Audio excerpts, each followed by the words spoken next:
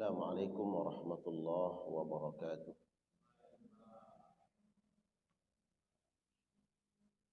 Innal hamdalillah nahmaduhu wa nasta'inuhu wa nastahdihi wa natubu ilayhi wa na'udzu billahi min shururi anfusina wa min sayyiati a'malina. Man yahdihillahu fala mudilla lahu wa man yudlilhu fala hadiya lahu. أشهد أن لا إله إلا الله وحده لا شريك له وأشهد أن محمدا عبده ورسوله. اللهم صل وسلم وبارك وكرم على هذا النبي الكريم وعلى آله وأصحابه ومن سار على نهجه واستنى بسنته إلى يوم الدين. أما بعد. Alhamdulillah jamaah sekalian yang Allah muliakan, jamaah iktikaf yang semoga senantiasa diberikan keistiqomahan, diberikan kekuatan Allah oleh Allah Subhanahu wa taala untuk terus bermujahadah, bersungguh-sungguh untuk dapat meraih ridha Allah Subhanahu wa taala. Dan semoga seluruh rangkaian amal ibadah kita dari awal Ramadan sampai malam hari ini Allah catat, Allah terima, Allah letakkan pada timbangan hasanat kita. Salawat dan salam tercurah limpahkan kepada Rasul yang mulia sallallahu alaihi wasallam, kepada keluarganya dan seluruh sahabat-sahabat beliau yang dulu telah berjuang untuk menegakkan kalimat tauhid, kalimat la ilaha illallah. Mereka telah mengorbankan apapun yang mereka miliki, harta mereka, waktu, tenaga, atas perjuangan mereka, bahkan nyawa mereka korbankan untuk tegaknya kalimat tauhid, yang mana kemudian sampai hari ini kita dapat menikmati indahnya syariat Allah Subhanahu wa taala. Tentu tidak lepas dari perjuangan para sahabat Rasulullah sallallahu alaihi wasallam yang menemani, membersamai Rasulullah sallallahu alaihi wasallam. Para jamaah sekalian Allah muliakan, tema kita malam hari ini tadi sudah disampaikan oleh Bapak Ketua DKM. Semoga Allah Subhanahu wa taala senantiasa mudahkan segala urusan beliau. Tema pulang kampung yang sesungguhnya. Jamaah sekalian Allah muliakan, ada sebuah tradisi yang tentu kita semua ketahui bersama, berlebaran di kampung halaman. Hari-hari ini kita melihat sebuah tradisi yang setiap tahun dilakukan oleh masyarakat kita. Pulang kampung untuk niat bersilaturahim, bertemu dengan keluarga, karib kerabat, para sahabat. Nah, tentu ini menjadi sebuah pelajaran bagi kita bahwa kalau pulang kampung, tradisi yang setiap tahun kita lakukan ini, paling lama di kampung mungkin seminggu. Ayyam ma'dudat, hanya hitungan hari, sifatnya temporer. Kira-kira kalau pulang kampung berapa lama, Pak? Tergantung, tergantung cutinya. Katakanlah 1 minggu 7 hari paling lama 15 hari. Setelah itu balik lagi ke tempat domisili, tempat tinggal. Nah, jemaah sekalian Allah muliakan,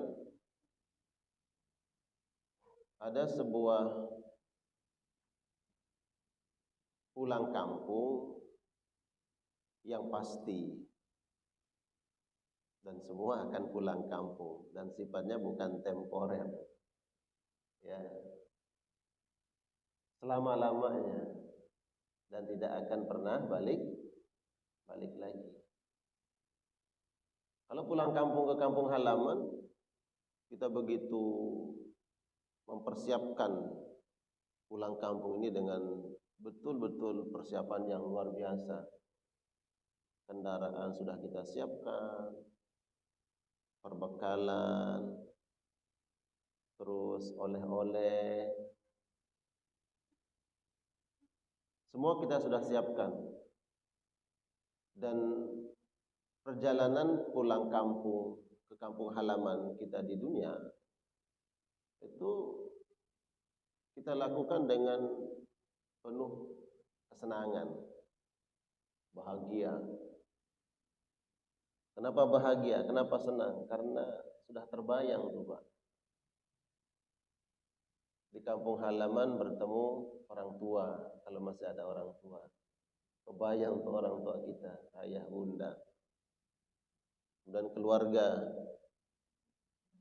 Kemudian pedesaan, ya kan, sawah, ladang, berkebun, dengan penuh kesenangan, bahagia.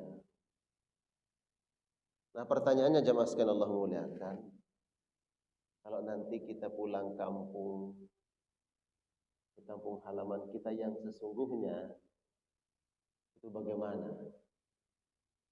Apakah senang atau tidak? Bahagia atau tidak? Apakah kita ini sudah membayangkan, atau kita sudah diperlihatkan oleh Allah bahwa ini loh kampung halaman yang akan engkau tuju? Karena ada orang yang ingin segera sampai ke kampung halaman yang sesungguhnya. Diriwayatkan oleh Ummul Mukminin Aisyah radhiyallahu taala anha bahwa Nabi sallallahu alaihi wasallam bersabda,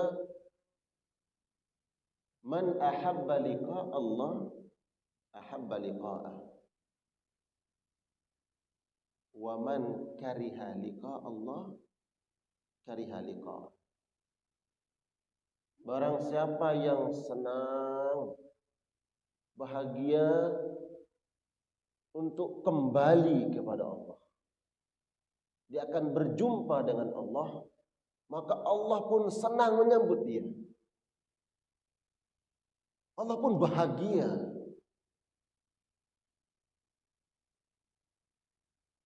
Kita nih kalau pulang kampung,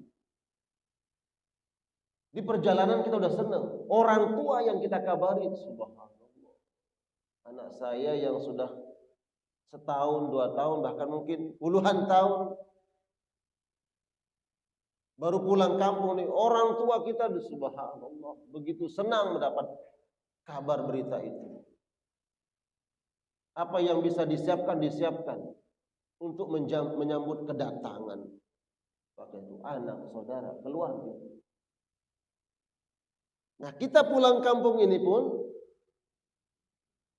bila senang, bahagia, Allah pun senang, bahagia menyambut kita. Wa man kariha liqa Allah, tapi ada orang yang justru dia tidak ingin berjumpa dengan Allah. Dia tidak ingin balik ke kampung halaman yang sesungguhnya itu. Kariha liqa'ah, maka Allah pun tidak sudi. Allah enggan. Allah tidak mau berjumpa dengan dia. Mendengar hadis ini, Ummul Mukminin Aisyah kemudian dari Hujratus Syarifah, ya, dari kamar beliau yang mulia, nyela. Ya Rasulullah, bukankah untuk berjumpa dengan Allah, untuk kembali ke negeri akhirat, berjumpa dengan Allah itu lewat kematian? Apakah ada orang yang senang? Apakah ada orang yang bahagia ketika dia mati? Kata Kata Nabi sallallahu alaihi wasallam menjelaskan, ketika seseorang di detik-detik terakhir dia akan meninggalkan dunianya, meninggalkan dunia, semua hiruk pikuk dunia, pindah alam, masuk ke gerbang kematian, pindah ke alam barzakh. Di saat itulah Allah perlihatkan amal-amal. Allah perlihatkan. Selama hidup kita ini berbuat amal kebaikan, ketaatan kepada Allah, maka Allah perlihatkan semua itu. Bahkan Allah perlihatkan tempat kembalinya nanti di surga. Di saat itulah kemudian dia ingin segera, buru-buru, ingin segera melakukan perjalanan itu, biar cepat sampai ke sana. Semoga Allah Subhanahu wa taala takdirkan kita menjadi hamba-hamba Allah yang rindu berjumpa dengan Allah Subhanahu wa taala. Tapi ada orang yang enggan, tidak mau bertemu dengan Allah. Karena diperlihatkan oleh Allah Subhanahu wa taala dosa, maksiat yang dia lakukan selama hidupnya di dunia. Bahkan Allah perlihatkan tempat kembalinya di neraka. Kemudian saat itulah kemudian dia tidak ingin untuk meninggalkan dunia ini. Dia khawatir, dia takut. Dia enggan berjumpa dengan Allah.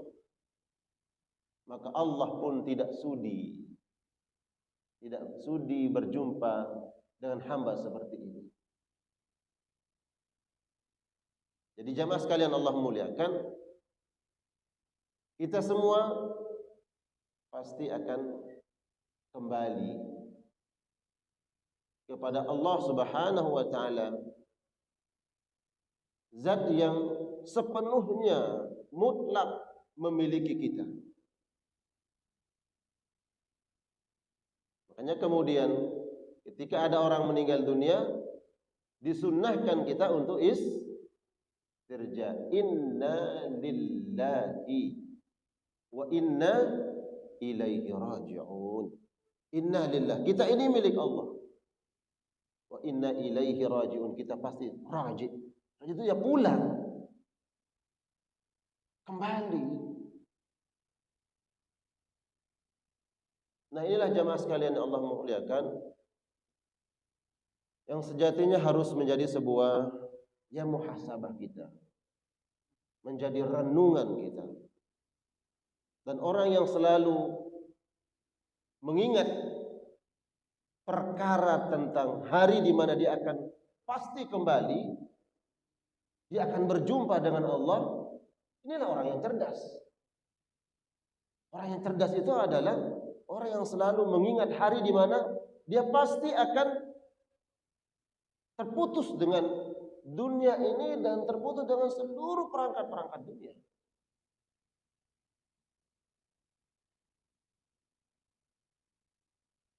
Pesan Nabi sallallahu alaihi wasallam,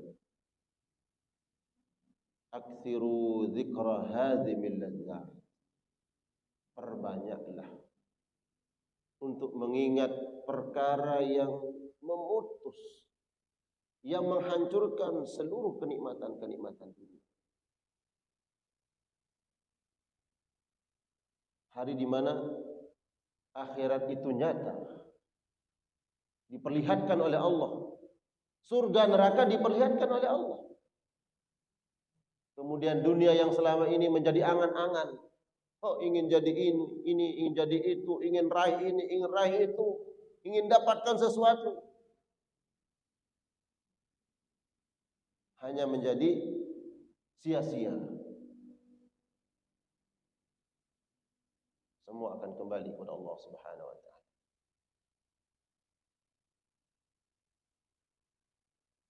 Umar bin Khattab radhiyallahu taala anhu, beliau suatu hari mendengar kabar orang meninggal dunia. Dikabarkan kepada beliau, mata fulan, wahai Amirul Mukminin, fulan meninggal dunia. Dan beliau menepuk dadanya. Menepuk dada. Dengan mengatakan, kullu yaumin yuqalu fihi mata fulan. Setiap hari kita mendapat kabar berita fulan meninggal dunia. Fala budda ya'ti yaumun yuqalu fihi mata Umar. Akan ada hari nanti di mana orang akan berbicara bahwa Umar meninggal dunia. Kita ini kan kalau dengar berita duka biasa-biasa aja. Mengantarkan jenazah dan bercanda.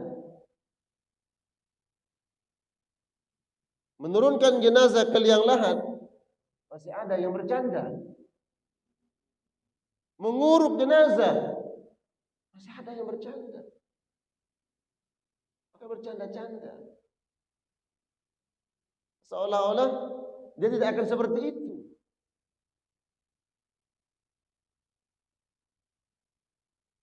Semestinya, ya kalau kita dapat kabar berita inna lillahi wa inna ilaihi raji'un, ya bersikap seperti Amirul Mukminin. Kalau hari ini fulan meninggal dunia, entah itu sahabat, karib, kerabat, kawan, teman, jamaah masjid, jamaah kajian, inna lillahi wa inna ilaihi raji'un.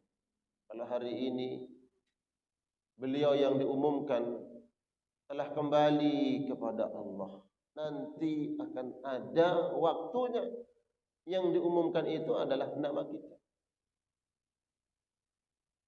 Sebut nama kita, Pak. Ada yang siap diumumkan besok pagi? Allah alam, kita enggak tahu. Tazawwad min at-taqwa fa innaka la tadri idza janna laylun hal ta'ishu ila al-fajri. Syair Imam Syafi'i. Tazawwad min at-taqwa, perbanyak bekal. Berbekallah dengan takwa. Allah. Fa innaka la tadri, enggak ada yang tahu. Kita enggak tahu. Saya enggak tahu, jamaah enggak ada yang tahu. Idza janna lailun hal ta'ishu ila al-fajri, bila malam telah tiba, apakah ada jaminan kita bisa hidup sampai esok hari? Tidak ada jaminan. Berapa banyak orang yang sehat, segar bugar di pagi harinya, di sore hari kita dapat kabar berita dia meninggal dunia. Fakam min sahihin mata min ghairi illatin wa kam min saqimin 'asha hinan min ad-dahri. Berapa banyak orang yang mati, meninggal dunia tanpa sakit, segar bugar. Baru selesai main futsal, pulang masing-masing. Selesai futsal, pulang masing-masing. Sampai di rumah ada WA, fulan meninggal dunia. Siapa yang meninggal? Si ini. Loh, tadi kita main futsal. Iya, tadi main futsal. Sekarang nih meninggal. Ya kan banyak perkara seperti ini, betul. Jadi orang sehat jangan merasa aman. Nah, ini muhasabah kita nih. Muhasabah kita. Berapa banyak orang yang sehat meninggal dunia tanpa harus sakit. Wa kam min saqimin 'asha hinam min ad-dahri. Berapa banyak orang yang sudah bertahun-tahun bahkan divonis dokter, ya ini umurnya tinggal berapa bulan aja. Ya. Tapi masih diberikan umur oleh Allah. Sakit ini, sakit itu. Tapi masih diberikan umur oleh Allah Subhanahu wa taala. Bahkan yang sempat menjenguk dia, semoga cepat sembuh. Semoga cepat sembuh, panjang umur. Ternyata dia meninggal duluan. Yang didoakan sehat masih hidup. Yang mendoakan meninggal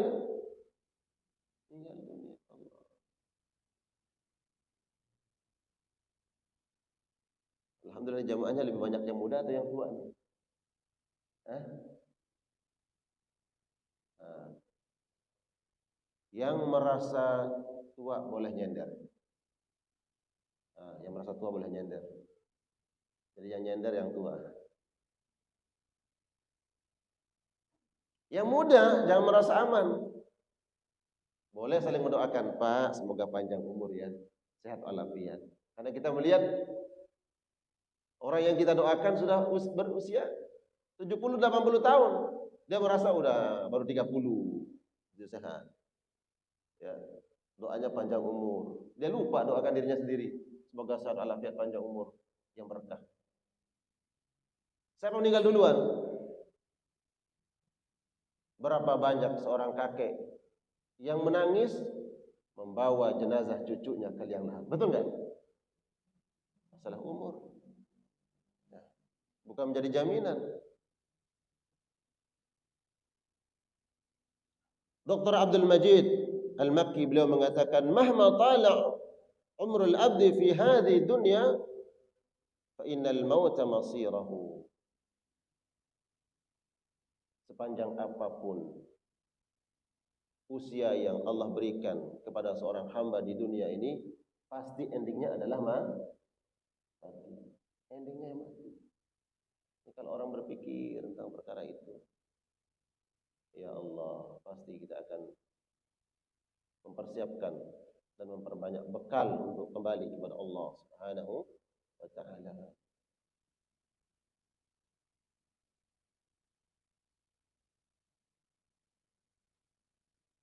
Jadi ketika bertambah umur, ya, panjang umurnya, panjang umurnya, panjang umurnya serta mulia. Itu nambah umur atau kurang umur, Pak? Hah?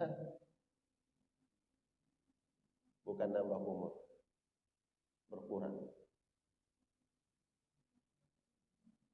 Semakin jauh perjalanan kita di dunia ini, hakikatnya semakin dekat dengan pusara kita. Makin dekat waktu. Qul innal mauta alladhi tafirruna minhu fa innahu mulaqikum.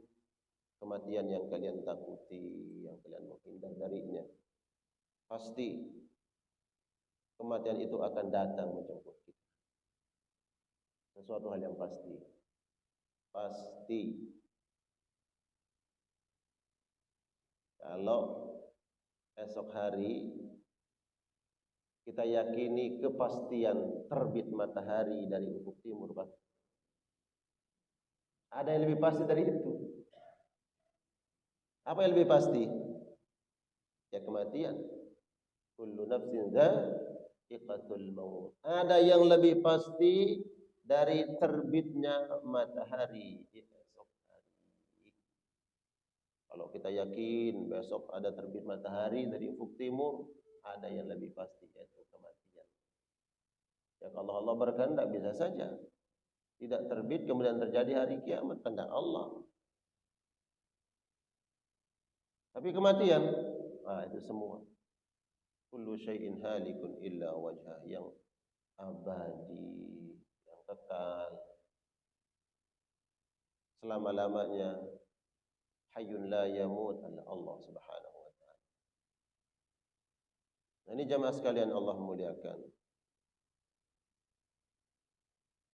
Perkara yang pasti akan kita alami. Pasti kita akan kembali kepada Allah Subhanahu wa taala. Karena kita meyakini dengan sepenuhnya, dengan sebenar-benarnya, inilah yang kemudian membuat kita untuk subhanallah semakin semangat. Ya, semakin semangat untuk memperbanyak bekal kembali kepada Allah Subhanahu wa taala.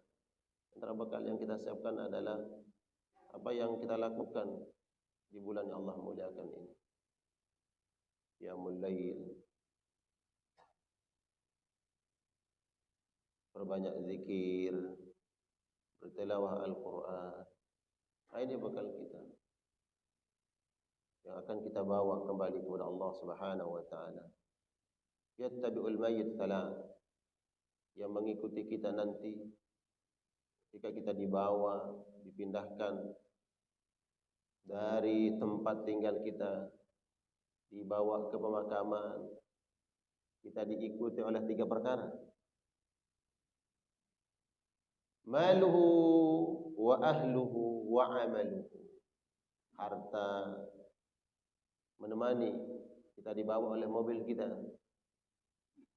dihantarkan, dibawa oleh mobil yang ada di garasi, keluarga ngikut.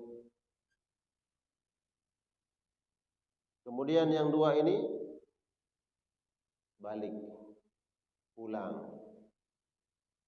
Wa yabqa amaluhu, yang tersisa, yang menemani kita adalah amal-amal. Sesayang apapun keluarga, tidak ada yang kemudian setia, kemudian ikhlas mau menemani kita di alam barzah, enggak ada. Seperti apapun mungkin istri kita, para jamaah, dengan ungkapan cintanya, sayangnya mengatakan sehidup semati. Ya fitrahnya memang begitu juga, kita juga begitu. Bilang kayak apapun mau hidup semati, ya enggak ada yang menemani, enggak ada yang berani, enggak ada yang ikhlas menemani keluarga yang meninggal dunia di alam barzahnya, enggak ada. Semua pulang. Harta yang mungkin selama ini yang kita bangga-banggakan, ya Allah, harta yang kadang membuat kita sombong, membuat kita congkak, merasa lebih mulia dari orang lain, pun dibawa pulang. Dibawa pulang. Jangankan mobil, ya, seandainya ada tikar yang ketinggalan pun tetap dibawa, betul nggak?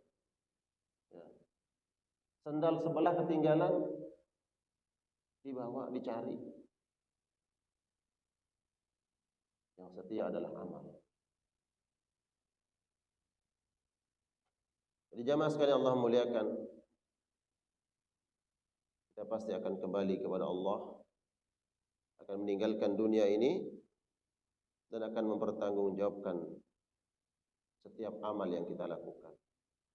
Lalu kemudian istiqdadnya jamaah sekalian Allah muliakan. Bagaimana istiqdad agar ketika kita kembali kepada Allah, sebagaimana yang disabdakan oleh Nabi sallallahu alaihi wasallam, man ahabba liqa Allah ahabba liqa'ah. Dia senang, dia bahagia ketika ingin berjumpa dengan Allah Subhanahu wa taala. Perkara apa yang harus kita persiapkan?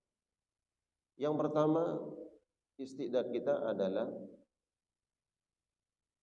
bitaubah, dengan memperbanyak taubat kepada Allah Subhanahu wa taala. Dalam kitab Riyadhus Shalihin yang mungkin juga sering kita baca, dengar di kajian-kajian, Imam An-Nawawi rahmatullah alaih di bab at-taubah itu menjelaskan syarat-syarat at-taubah, syarat-syarat taubat, taubatan nasuha yang betul-betul taubat. Yang pertama, an-nadam. Seseorang harus merasa menyesal kalau pernah melakukan sebuah dosa dan maksiat. Itu syarat taubat. Jadi ada dalam hati ini ada merasa bahwa ya Allah, kenapa? Menyesal. Kenapa saya lakukan? Kemudian al-iqla', meninggalkan dosa tersebut. Betul-betul setelah dia menyesal, ya dia betul-betul meninggalkan maksiat yang mungkin dia pernah lakukan. Kemudian yang ketiga, ayyazim alla ya'uda ilaihi. Dia bertekad, berazam bahwa dia tidak akan terjatuh terhadap dosa tersebut. Ini berazam ini yang penting. Ya kaitannya nanti kalau kita punya teman, punya sahabat yang berpotensi besar untuk menjerumuskan kita kembali ke dalam maksiat itu, ini yang ditinggalkan. Ya. Untuk menjaga agama itu begitu. Apakah kita yakin bahwa kita akan punya proteksi, ya, punya benteng untuk tidak tergoda. Makanya kemudian syaratnya itu adalah kalau punya teman, punya sahabat yang ya mungkin berpotensi untuk mengajak kita kembali jatuh terhadap maksiat itu, nah ini ditinggalkan. Bahkan terkait dengan lingkungan, kalau lingkungan juga tidak kondusif untuk kita menjaga agama, lingkungan ini lingkungan tempat tinggal, lingkungan tempat kerja. Kalau lingkungan ini tidak menjamin kita bisa menjaga agama kita, syariat kita, akidah kita, ya berazam, bertekad, ya bismillah. Makanya kemudian kan kita sering dengar istilah hijrah. Hijrah yang benar. Dia bertekad untuk tidak kembali melakukan maksiat dan dosa tersebut.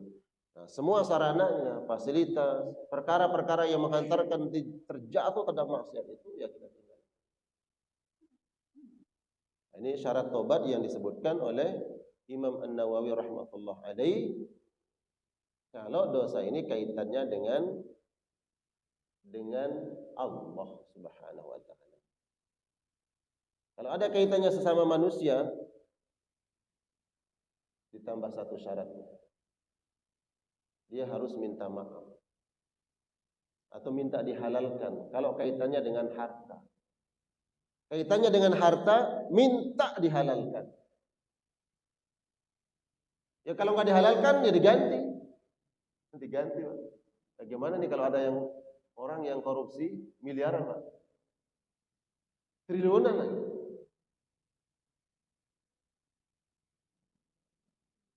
Bagaimana cara minta dihalalkan? Karena dia kaitannya dengan hak orang lain. Kalau kaitannya dengan Allah selesai. Kita menyesal, kemudian betul-betul meninggalkan dosa tersebut, kemudian bertekad dengan sepenuh hati meninggalkan dosa tersebut. Insyaallah. Innallaha yaghfiru dzunuba jami'a.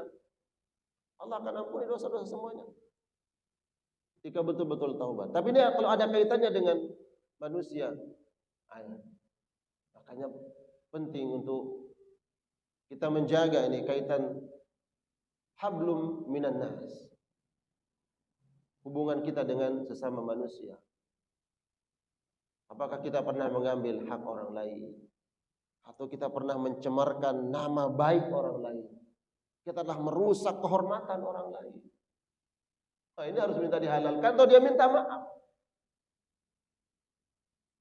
Di dalam kitab At-Tazkirah itu disebutkan Imam Al-Qurtubi punya kitab At-Tazkirah. Di situ termaktub ungkapan Al-Imam Sufyan Ats-Tsauri. Beliau mengatakan, "Idza laqaita Allah Ta'ala bi 70 dzamban ahwanu 'alaika." Kalau kau berjumpa dengan Allah nanti mempertanggungjawabkan semasa hidup di dunia, kau membawa 70 dzamban, 70 dosa. 70. Yang mana dosa ini kaitannya dengan Allah. Ahwanu alaik itu lebih ringan daripada dzamban wahidan, satu dosa yata'allaqu bainaka wa baina abdillah, yang mana dosa itu ada kaitannya dengan sesama manusia. Satu dosa dengan kaitannya sesama manusia itu lebih berat, Pak, dibandingkan dengan 70 dosa kaitannya dengan Allah Subhanahu wa taala. Kenapa? Ya. Kalau dosa ini kaitannya dengan Allah, kaitannya dengan Allah Subhanahu wa taala, ya Allah, di akhirat nanti Allah menatap kita, melihat kita dengan tatapan rahmat dan kasih sayangnya. Ya udah deh, saya ampuni dosa, selesai. 70 dosa diampuni oleh Allah. Tapi kalau ada kaitannya dengan hak manusia, Allah tidak akan mengampuni dosa tersebut sehingga yang bersangkutan ikhlas dan meredai. Ini berat, Pak. Berat kalau kaitannya dengan sesama manusia. Dan di akhirat nanti tidak ada orang yang kemudian tidak butuh pahala, Pak. Semua butuh bekal dan semua ingin diringankan dosa-dosanya. Semua ingin diringankan dosa-dosanya dan ingin butuh bekal yang banyak. Di saat itu kemudian kalau kita banyak dosanya, kaitannya dengan manusia, lalu kita minta maaf, oh maafkan, selesai.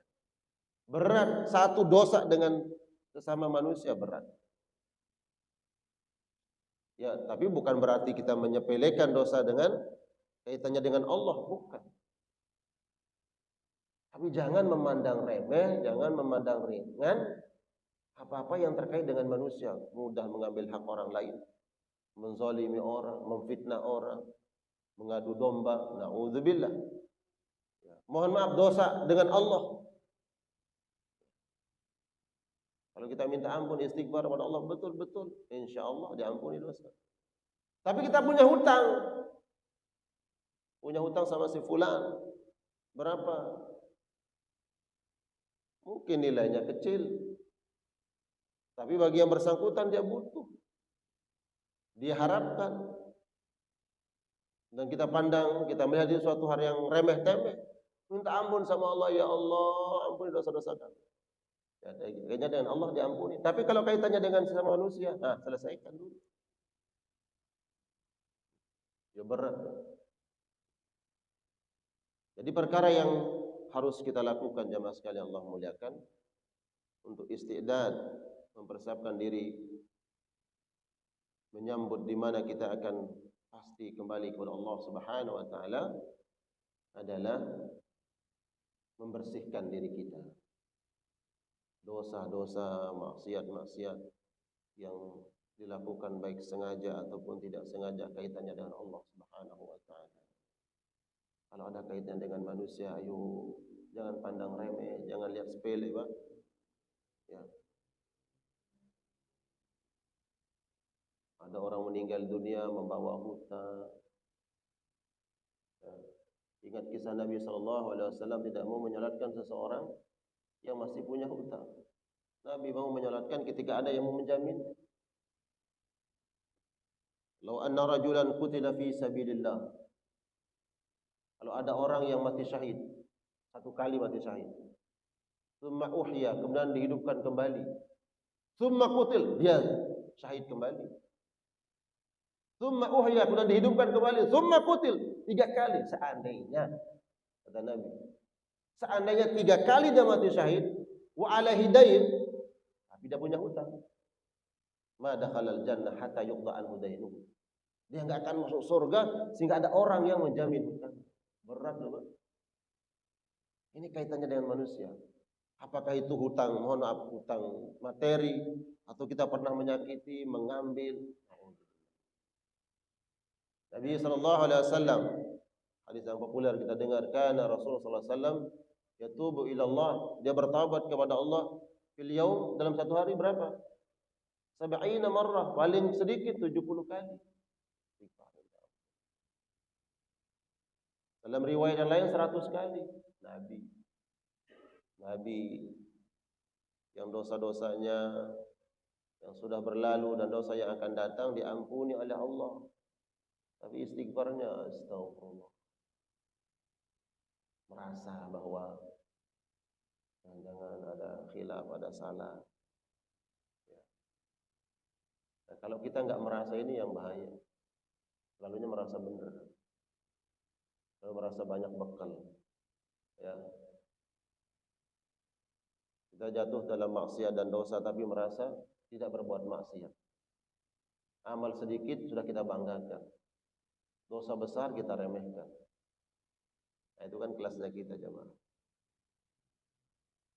Jadi perkara yang harus kita lakukan adalah berbanyak istighfar, minta ampun kepada Allah Subhanahu wa taala.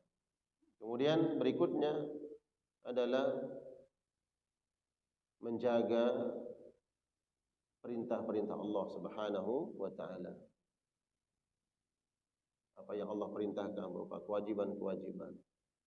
Kewajiban dengan Allah, kewajiban terhadap sesama manusia. Ada ibadah-ibadah yang diwajibkan oleh Allah Subhanahu wa taala. Dan ibadah inilah sebagai bekal kita untuk kembali kepada Allah Subhanahu wa taala. Fatazawwadu fa inna khairaz zadi taqwa. Berbekallah. Karena sebaik-baik bekal adalah ketakwaan kepada Allah Subhanahu wa taala. Dan melaksanakan perintah Allah ini ada dua bentuk. Ya. Ketaatan kepada Allah dalam melaksanakan perintah-perintahnya dan ketaatan dalam menjauhi larangan Allah. Dan ini definisi sederhana makna takwa. Laksanakan perintah Allah, jauhi larangan. Ada orang yang berusaha untuk taat kepada Allah. Dia melaksanakan kewajiban-kewajiban kepada Allah. Tapi perkara-perkara yang diharamkan oleh Allah Subhanahu wa taala, dia belum memiliki semangat untuk meninggalkan larangan Allah. Salat dia jaga. Puasa dia lakukan. Tapi ada maksiat-maksiat yang tanya ke ustaz ini, "Ustaz, gimana hukumnya ini?" Haram. Dia belum yakin. Tanya lagi ke ustaz yang satu lagi, "Ustaz, bagaimana ini hukumnya?" "Begini-begini." Haram. Terus solusinya gimana? Ya harus hijrah. Tanya lagi ustaz ketiga, "Ustaz, gimana nih hukumnya?" "Begini." Haram. Sudah tahu dalil-dalilnya. Tapi kebanyakan kita itu terkadang bukan mencari dalil. Kita ingin mencari dalil. Banyak dalil kita. Oh, ada kaul ini, oh ada yang memperbolehkan dan seterusnya. Padahal jelas, innal halala bayyin wa innal harama bayyin. Halal itu jelas, haram itu jelas. Jadi ketakwaan kepada Allah ini tidak lepas dari dua dimensi tadi. Dimensi taat kepada Allah, melaksanakan perintahnya, ya dimensi menjauhi larangan Allah Subhanahu wa taala. Nah, inilah di antara makna kalau nanti kita keluar dari Ramadan kemudian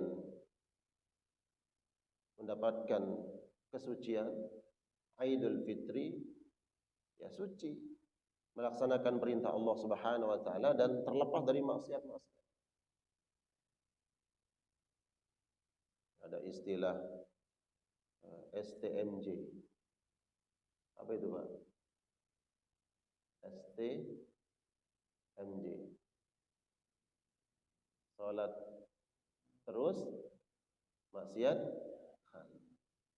Ya, bukan maksiat jalan, maksiat lari. Lebih kenceng. Dia lakukan kebaikan, tapi maksiat belum dia tinggalkan. Jadi belum sempurna takwa kepada Allah Subhanahu wa taala. Salat yang kita lakukan semestinya berdampak kepada kita terhindar dan menjauhi larangan-larangan Allah Subhanahu wa taala. Inna salata tanha 'anil fahsya'i wal munkar. Jadi bekal takwa ini yang harus kita persiapkan untuk kembali kepada Allah Subhanahu wa taala.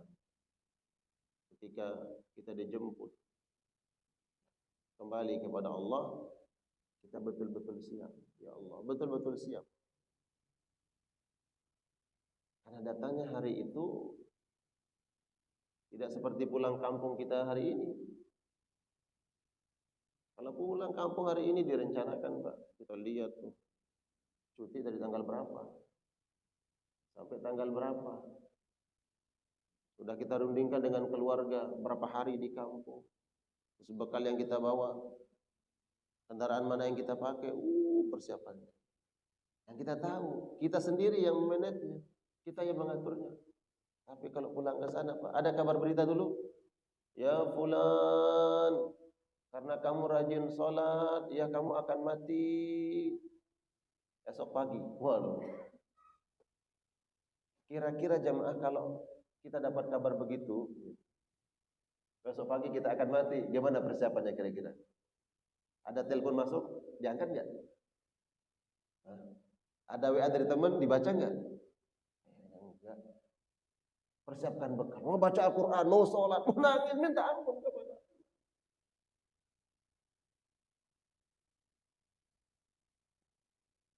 Tapi kan faja'atan, tiba-tiba. Seperti pimpinan yang menginstruksikan anak buahnya. Hari ini kamu berangkat. Berangkat kemana Dan? Pakai tanya lagi. Siap. Izin Dan, besok ya. Tampar kita. Kurang ajar kamu. Berangkat hari ini. Ya kalau hari ini masih ada kesempatan. Kapan? Sekarang. Nah kalau sekarang itu. Mau siapa dulu? Enggak ada siap-siap. Sekarang berangkat.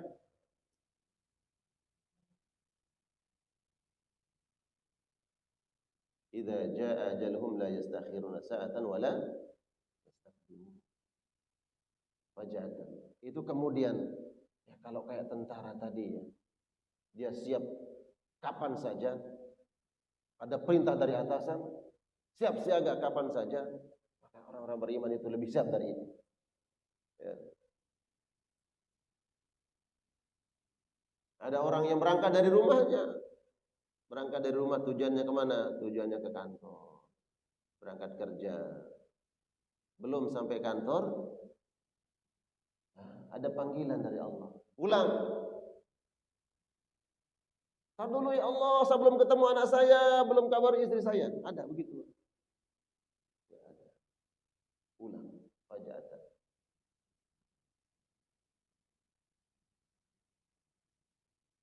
Alhamdulillah.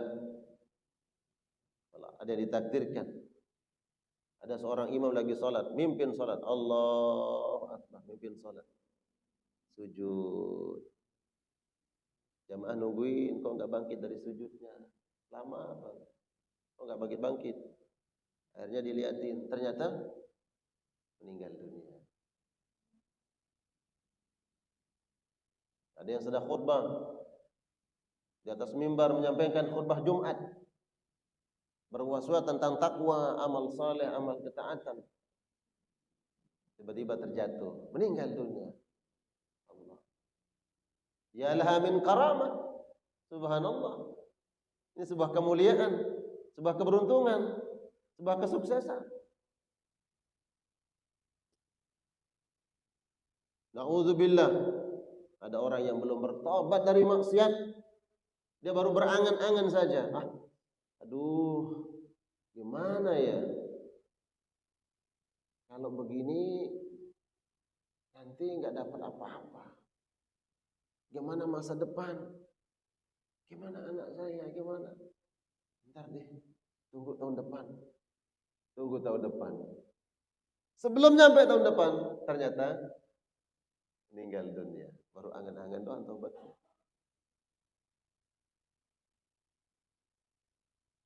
Ingin memperbaiki ibadah kepada Allah, meningkatkan kualitas ketaatan kepada Allah. Oh nanti aja.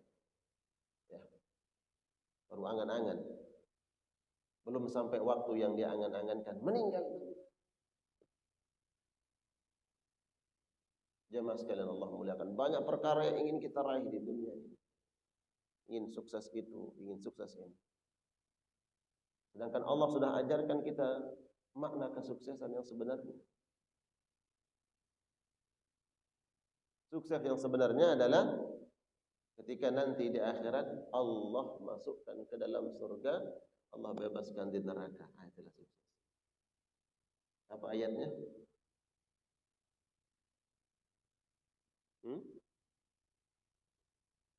فمن زحزح عن النار وأدخل الجنة فقد فاز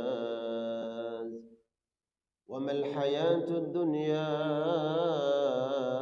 إلا متاع الغرور.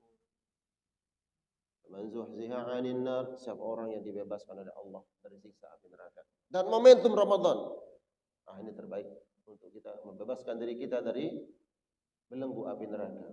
Allah ma'tiq riqabana minan nar. Wa udkhilal jannah, dan dimasukkan ke dalam surga. Faqad faz, ini orang yang beruntung. Ya Allah, ayahanda, keberuntungan nanti ketika ayahanda masuk surga bersama istri, bersama anak, bersama cucu. Ini cucu apa siapa? Cucu. Insyaallah masuk surga bersama cucu, insyaallah. Kita semua. Ini keberuntungan. Oh, anak saya tiga-tiganya di dokter. Subhanallah, alhamdulillah. Anaknya kan 5, Pak. Oh, yang 2-nya insinyur. Kerjanya di Amerika. Satu lagi, apa lagi? Dengan gelar-gelarnya. Di mana? Oh, subhanallah. Ketika orang tuanya meninggal dunia, hadir semuanya. Yang dokter hadir tiga-tiganya, yang lain. Mohon maaf nyebut profesi. Saya menceritakan suatu pengalaman yang saya ceritakan mirip seperti ini. Hadir semua anak-anaknya. Ayo talqin. Orang tuanya akan meninggal dunia. Dia panggil ustaz. Bantu doa untuk orang tua saya. Kemudian disarankan, ayo talqin orang tua. Tidak bisa. Mentalqin orang tuanya enggak bisa. Lalu mana sukses kita? Di mana kesuksesan itu? Anak-anak yang dibanggakan, mohon maaf. Kalau kemudian hanya untuk mentalkin orang tuanya yang akan meninggal dunia, dia tidak bisa. Selesai dimandikan, dikafani, salatkan. Ayo, mana anaknya? Jadi imam. Apalagi salat. Mentalkin kalimat tauhid, la ilaha illallah. Dia enggak bisa. Apalagi menjadi imam salat jenazah untuk orang tua. Enggak paham berapa takbir. Takbiran dia ruku, sujud dia. Di mana kesuksesan itu? Faman zuhziha 'anil nari wa udkhilal jannata faqad faz. Wa mal hayatud dunya illa mata'ul ghurur. Sukses adalah Allah bebaskan nanti kita dari azab neraka dan dimasukkan ke dalam surga. Jannatu adni yadkhulunaha wa man salaha min abaihim wa azwajihim wa dzurriyyatihim. Apalagi nanti kemudian dikumpulkan bersama pasangan-pasangan, anak keturunan. Ya. Nasab kita ke atas, ayah, kakek, nenek ke atas, apalagi namanya? Buyut. Ke bawah, anak, cucu, cicit. Masuk surga semuanya. Reuni akbar di situ ketemu. Ini sukses. Semoga Allah Subhanahu wa taala jadikan kita hamba-hamba yang betul-betul sukses dalam pandangan Allah Subhanahu wa taala. Jadi ini bekal kita. Bekal ketakwaan, jaga perintah-perintah Allah. Dan terbaik di bulan yang Allah muliakan ini adalah kita betul-betul memanfaatkannya, jemaah sekalian Allah muliakan. Ini nasihat untuk al-fakir dan kita semua. Kalau malam hari ini malam keberapa? Di masjid kita malam keberapa nih? Malam ke-8? Malam ke-8. Sisa 29. Kalau genap 30. Kalau genap. Kalau sampai 29, tinggal berapa malam? Malam ini. Besok malam. Ayyaman ma'dudat, hanya bilangan hari. Bil amsil qarib, kemarin dia mengatakan marhaban ya Ramadan, marhaban, selamat datang. Sekarang udah wadaan. Selamat tinggal, selamat berlalu Ramadan. Tinggal 2 malam lagi. Kalau masih ada kesempatan, alhamdulillah. Jangan mengatakan tahun depan kita maksimalkan. Iya, kalau bisa nyampe tahun depan. Ya, tidak ada jaminan. Jadi semoga kajian kita malam hari ini karena waktunya